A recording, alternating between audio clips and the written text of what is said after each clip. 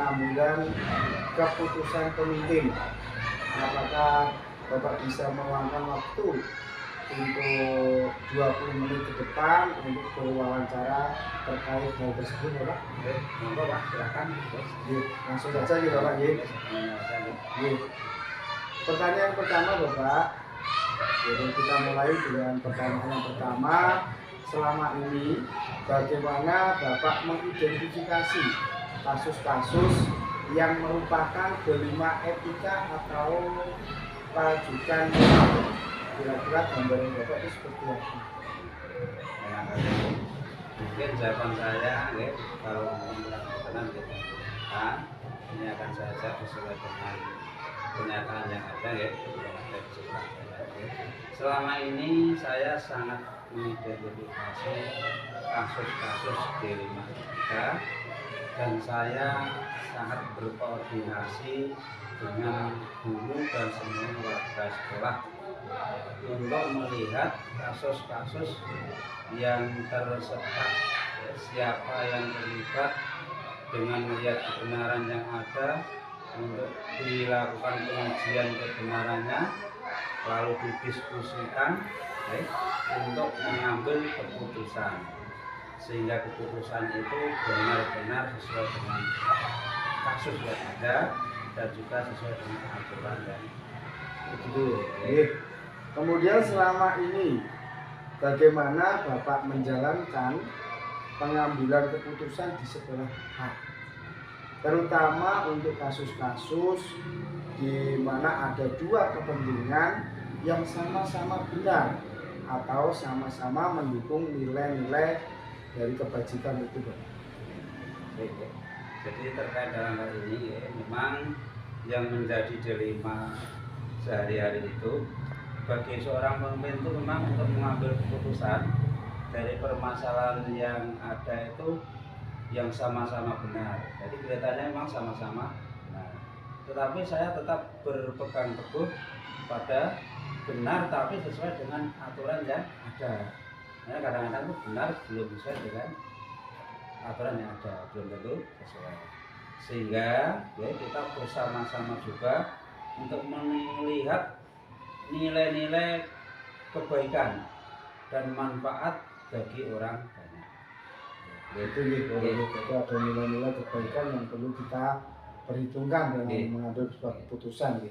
Kemudian langkah-langkah apa atau prosedur seperti apakah yang Bapak lakukan selama ini dalam mengambil sebuah keputusan? Biasanya yang sudah berjalan sebelum mengambil suatu keputusan dari suatu permasalahan yang ada, kita itu mencari fakta-fakta atau data-data dulu yang sebenarnya. Setelah itu kita memanggil yang bersangkutan atau yang terlibat, terus berkoordinasi dengan pihak-pihak terkait, komunikasi bersama staf ataupun bapak ibu guru maupun karyawan semuanya yang bersangkutan untuk bersama-sama mengambil keputusan menyelesaikan masalah tersebut. Jadi intinya adalah mencari fakta-fakta kebenaran terlebih dahulu, gitu. Kemudian hal-hal apa sajakah yang selama ini Bapak anggap paling efektif dalam mengambilan sebuah keputusan pada kasus-kasus dilema etika? Jadi hal yang menurut saya itu sangat efektif untuk dilakukan adalah kita mengambil keputusan dengan melakukan konferensi internal atau semacam rapat sekolah yang khusus membahas permasalahan-permasalahan tersebut dengan semua warga sekolah, yaitu bapak ibu guru maupun semua karyawan sekolah. Berarti intinya semua stakeholder yang ada di sekolah itu dilibatkan dalam pengambilan sebuah keputusan.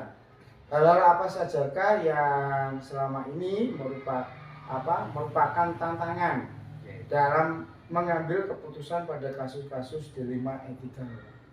Tantangannya apa yang pernah Bapak alami? Semua permasalahan itu kita itu mempunyai tantangan, Jadi tantangan saya sebenarnya yaitu dalam pengambilan keputusan terkait dengan kebijakan yang berkaitan dengan anak-anak pejabat. Jadi kadang-kadang kita itu ada rasa ewuh pekewuh karena mungkin beliaunya kurang mengetahui keadaan sebenarnya anaknya di sekolah. Oke. Sehingga kedepannya memiliki dampak kebijakan sekolah tersebut dengan turut campurnya pihak-pihak lain. Oke. Mungkin ada LSM, pengacara-pengacara dan lain-lain. Gitu berarti karena ada PTU itu mengakibatkan sebuah keputusan harus bisa dikomunikasikan dengan baik intinya gitu. Kemudian apakah Bapak memiliki kesepakatan ya tata kelola atau jadwal tertentu dalam sepekan menyelesaikan kasus dilema etika? Apakah Bapak langsung menyelesaikan di tempat atau memiliki sepakat jadwal untuk menyelesaikannya? Bentuk atau prosedur seperti apa yang Bapak jalankan? Mungkin ada jadwalnya untuk menyelesaikan apa langsung diselesaikan di tempat Bapak? Ini Mas, untuk penyelesaian kasus ini karena memang sebenarnya kasus itu kan tidak kita harapkan ya, karena kasus seperti itu kita tidak mengharapkan sehingga mungkin penyelesaiannya itu tidak ada jadwal, tidak ada jadwal sehingga untuk misalnya kasus dilema etika tergantung istilahnya bobot permasalahan yang ada. Jika kasus itu ringan bisa kita selesaikan secara langsung, maka kita selesaikan secara langsung. Tetapi jika permasalahan itu agak berat atau dikatakan berat sehingga kita memerlukan penanganan untuk melibatkan karyawan sekolah. Berarti intinya semua stakeholder yang ada di sekolah itu dilibatkan di dalam pengambilan sebuah keputusan. Hal-hal apa sajakah yang selama ini merupakan tantangan dalam mengambil keputusan pada kasus-kasus dilema etika? Tantangannya apa yang pernah Bapak alami? Semua permasalahan itu kita itu mempunyai tantangan ya. Jadi tantangan saya sebenarnya yaitu dalam pengambilan keputusan terkait dengan kebijakan yang berkaitan dengan anak-anak pejabat. Jadi kadang-kadang kita itu ada rasa ewuh pekewuh karena mungkin beliaunya kurang mengetahui keadaan sebenarnya anaknya di sekolah. Sehingga kedepannya memiliki dampak kebijakan sekolah tersebut dengan turut campurnya pihak-pihak lain. Mungkin ada LSM, pengacara-pengacara dan lain-lain. Gitu berarti karena ada PTU itu mengakibatkan sebuah keputusan harus bisa dikomunikasikan dengan baik intinya gitu. Kemudian apakah Bapak memiliki kesepakatan ya tata kelola atau jadwal tertentu dalam sepekan menyelesaikan kasus dilema etika? Apakah Bapak langsung menyelesaikan di tempat atau memiliki sepakat jadwal untuk menyelesaikannya? Bentuk atau prosedur seperti apa yang Bapak jalankan? Mungkin ada jadwalnya untuk menyelesaikan apa langsung diselesaikan di tempat Bapak? Ini Mas, untuk penyelesaian kasus ini karena memang sebenarnya kasus itu kan tidak kita harapkan ya, karena kasus seperti itu kita tidak mengharapkan sehingga mungkin penyelesaiannya itu tidak ada jadwal, tidak ada jadwal sehingga untuk misalnya kasus dilema etika tergantung istilahnya bobot permasalahan yang ada. Jika kasus itu ringan bisa kita selesaikan secara langsung, maka kita selesaikan secara langsung. Tetapi jika permasalahan itu agak berat atau dikatakan berat sehingga kita memerlukan penanganan untuk melibatkan istilahnya beberapa pihak, jadi kita mulai tahapan-tahapan yang berlaku.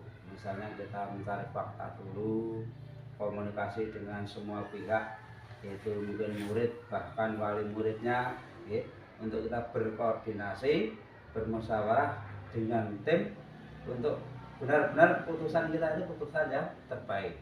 Berarti itu utamanya adalah melakukan sebuah koordinasi yang baik dari kita intinya itu hati-hati. Ya, hati-hati ya menjaga koordinasi gitu. Apakah Bapak atau ada seseorang Bapak, atau faktor-faktor apa yang selama ini mempermudah atau membantu Bapak dalam mengambil keputusan dalam kasus-kasus dilema? Terima kasih. Memang selama ini kita itu merasa sangat bersyukur karena ketika ada permasalahan-permasalahan itu pihak atau warga sekolah semuanya sangat mendukung untuk mengambil keputusan. Sehingga kita itu merasa tidak sendirian, kita didukung oleh guru, staf, komite sekolah, wali murid, serta kita akan berpedoman pada aturan yang ada. Sehingga semua itu menurut saya sudah benar-benar diambil keputusan yang terbaik dan kita sepakati bersama. Itu berarti sebelum pengambilan keputusan musyawarah dengan teman-teman sekolah itu sangat diperlukan gitu. Kemudian baiklah Bapak, yang pertanyaan yang terakhir Bapak ini, dari semua hal yang telah disampaikan tadi dalam pembelajaran apa yang Bapak petik dari pengalaman Bapak dalam mengambil keputusan delima etika, mungkin ada pengalaman apakah yang dari pertanyaan tadi Bapak bisa menyimpulkan? Terima kasih. Memang untuk penanganan kasus-kasus itu kita sangat perlukan. Yang pertama, kita benar-benar memahami fakta atau kejadian yang ada. Jangan sampai kita belum memahami kejadiannya sudah mengambil keputusan. Itu yang pertama. Selanjutnya kita harus berkomunikasi dan berkoordinasi dengan pihak lain, terutama warga sekolah sendiri itu. Sehingga kita tidak sendiri, kita mengambil keputusan bersama, sehingga keputusan kita ambil benar-benar sesuai dengan kasus yang ada, sesuai dengan kaidah yang aturan yang ada, sehingga hasilnya dari keputusan itu akan berdampak positif bagi kita semua.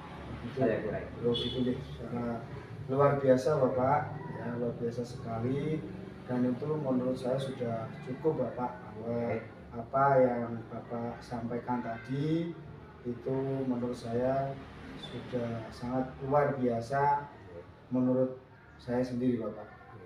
Terima kasih. Hanya itu yang dapat saya sampaikan dalam hal ini. Semoga kegiatan kita pada hari ini membawa manfaat bagi kita semua. Amin. Ya, terima kasih Bapak telah meluangkan waktunya untuk saya. Sekali lagi ini luar biasa apa yang sudah Bapak sampaikan tadi. Tentunya ini menjadikan sebuah pengalaman baru bagi saya sebagai calon guru penggerak, dapat berwawancara langsung untuk terkait tentang pengambilan keputusan yang berbasis nilai-nilai kebajikan sebagai seorang pemimpin ke depannya nanti. Sekian Bapak yang saya sampaikan, kurang lebihnya wassalamualaikum warahmatullahi wabarakatuh. Waalaikumsalam warahmatullahi wabarakatuh.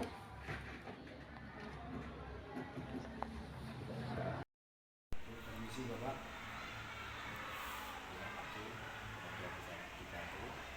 Iya Bapak, sesuai rencana kemarin Bapak, saya akan melakukan wawancara dengan Bapak berkaitan dengan tugas saya sebagai CGP, yaitu tentang demonstrasi kontekstual tipe 3.1, yaitu tentang pengambilan keputusan seorang pemimpin Bapak. Bisa Bapak? Baik Bapak, untuk pertanyaan yang pertama Bapak, selama ini bagaimana Bapak mengidentifikasi kasus-kasus yang merupakan dilema etika atau rujukan moral? Kasus itu di kita harus cari benar dan salah. Benar dan salah itu nanti harapan berdasarkan dengan benar dan salah, nanti kita bisa membuat keputusan yang akhirnya menjadi keputusan yang terbaik bagi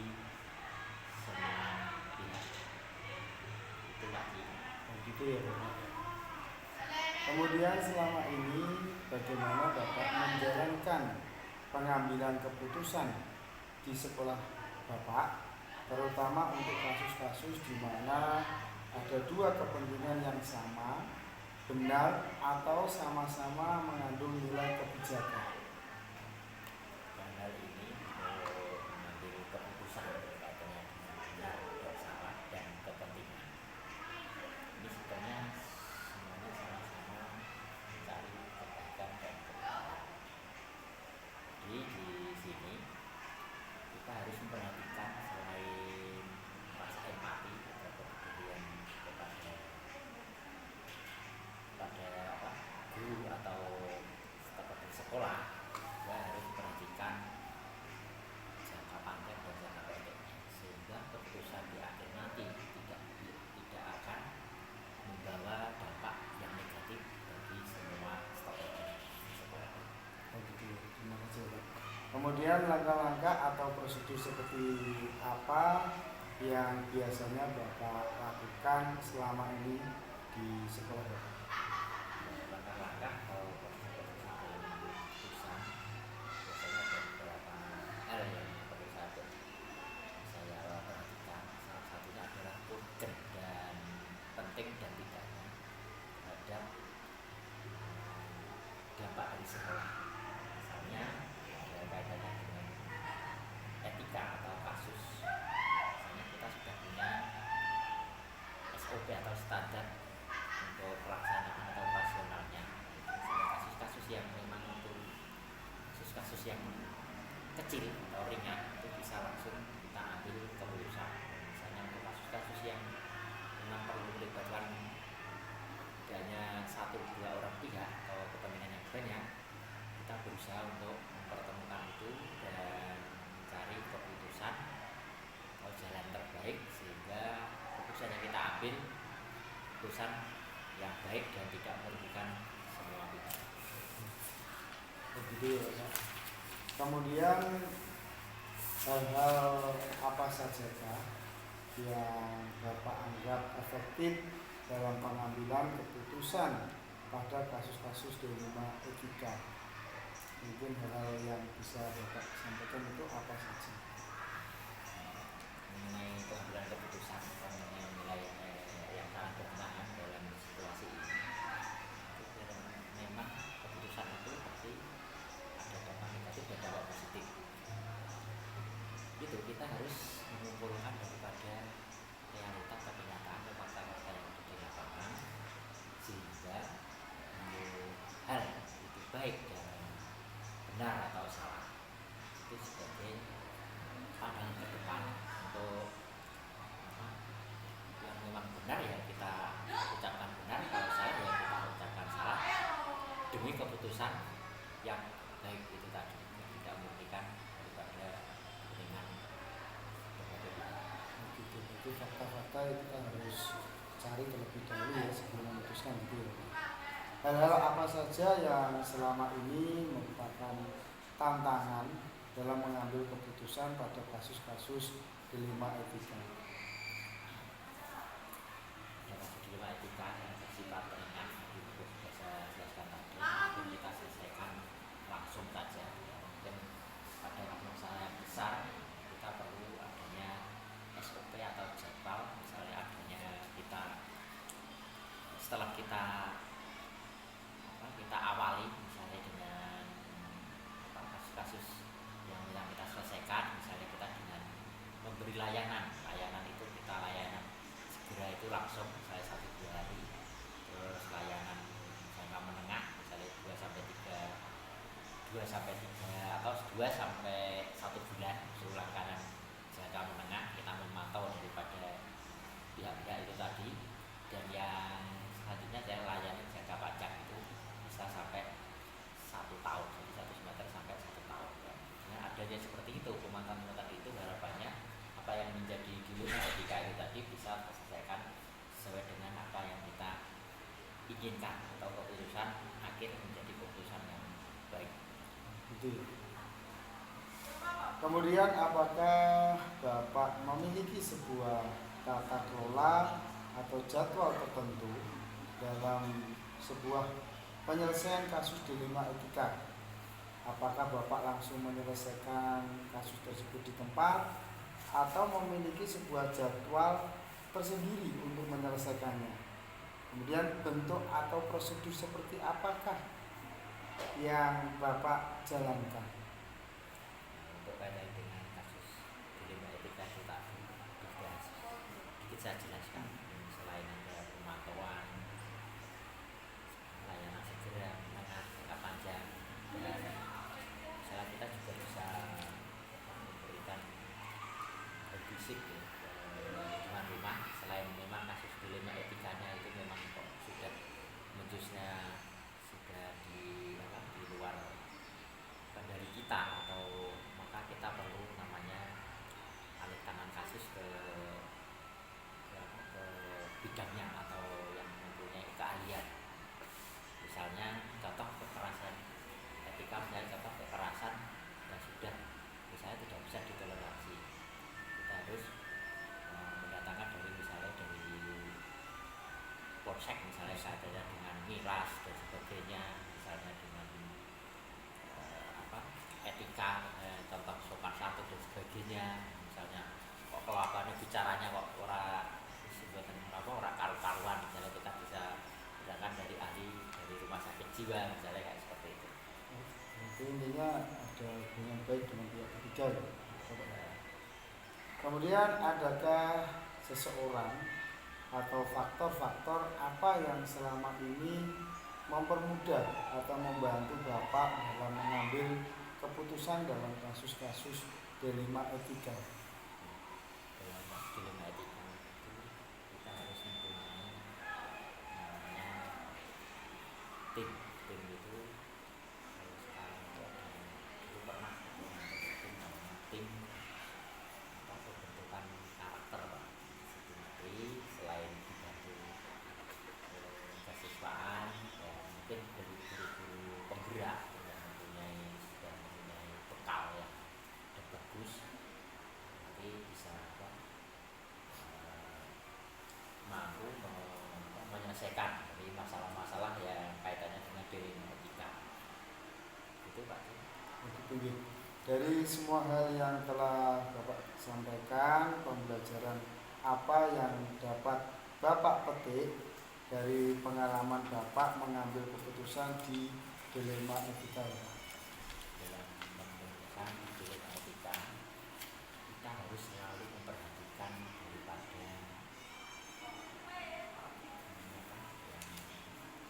peserta didik atau didik sekolah, kaitannya dengan kita memperhatikan kepedulian, rasa kasih sayang. Di situ nanti akan tercapai yang namanya kebiayaan atau di sekolah itu menyenangkan, nyaman. Di situ nanti kita kaitkan